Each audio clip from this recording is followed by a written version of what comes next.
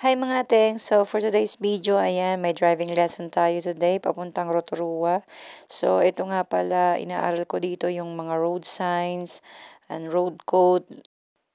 So ayun mga ating, hindi ganun kadaling mag-drive dito sa New Zealand dahil marami kang kailangan ayusin bago ka makapag-drive dito kahit na may license ka na galing sa Pilipinas.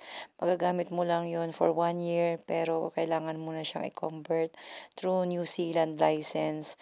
So kailangan na naman uli kumuha ng theory and then driving test, mga ganun. Kaya dapat mag-practice na talaga mabuti para in case na kumuha ka ng driving test at theory,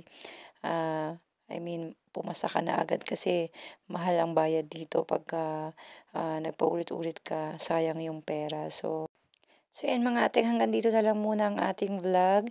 Update ko ulit kayo sa aking next vlog. Thank you so much sa mga followers ko diyan, sa mga nanonood. Maraming salamat sa inyo. See you again mga ate next time. Bye!